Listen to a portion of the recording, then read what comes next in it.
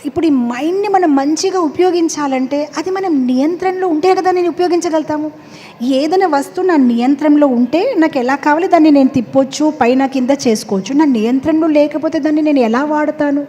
So, మనకి పాత్రి గారు ఇచ్చిన ఈ ధ్యాన మెడిటేషన్, మేము ఇస్కాన్‌లో చేసింది మంత్ర మెడిటేషన్, అన్ని ఆధ్యాత్మిక సంస్థలు మనకు ఒక్కటే నేర్పిస్తున్నారు.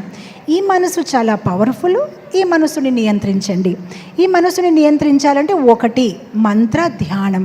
మీరు ధ్యానం చేయండి. మేము ఇస్కాన్లో మంత్ర ధ్యానం చేసుకుంటూ ఉంటాం. ఈ హరే కృష్ణ మహామంత్రాన్ని మేము జపిస్తూ భగవంతుణ్ణి ఎల్లప్పుడూ స్మరణంలో తెచ్చుకుంటూ అలా ఈ ఒక మనసుని నియంత్రిస్తూ ఉంటామన్నమాట. మనసుని నియంత్రించడం చాలా కష్టం. అందుగురించి మీరు గమనిస్తే మహాభారతంలో ఒక కథ వస్తుంది. ఎలా అర్జున్, యుధిష్ఠిరు, పాండవాసు వీళ్ళందరికీ ద్రోణాచార్య ట్రైనింగ్ చేసినప్పుడు ఒక ప్రసిద్ధమైన కథ.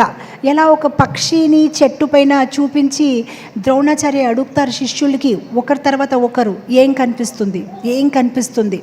అందరూ వివిధ రకమైన ఆన్సర్స్ ఇస్తారు.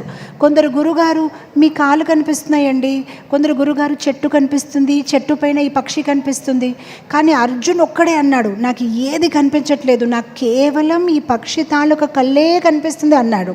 సో అర్జున్ ఎవరికైతే ఎంత మంచి ఫోకస్ ఉంది, తను ధనుర్విద్యలో ఎందుకు ఉత్తమముగా అయ్యాడంటే తనకు ఆ మనసు మీద ఆ నియంత్రణ ఉంది.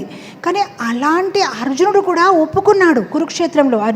కృష్ణుడితో ఏం ఒప్పుకున్నాడంటే, చంచలహి మన కృష్ణ ఈ మనసు చాలా చంచలంగా ఉంది, మేబీ గాలిని నేను కంట్రోల్ చేయగలుగుతాను కానీ మనసుని నియంత్రించలేరు, ఏం చెయ్యాలి? అప్పుడు కృష్ణుడు ఏమన్నారంటే రెండు సమాధానం అన్నారు.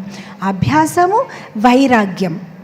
అభ్యాసం చేసుకో, వైరాగ్యం. భౌతిక విషయాల నుంచి వైరాగ్యం తీసుకుంటూ మనం అభ్యాసం చేసుకుంటూ ఉంటే మెల్లమెల్లగా మనసుని నియంత్రణలో తీసుకురాగలుగుతాము.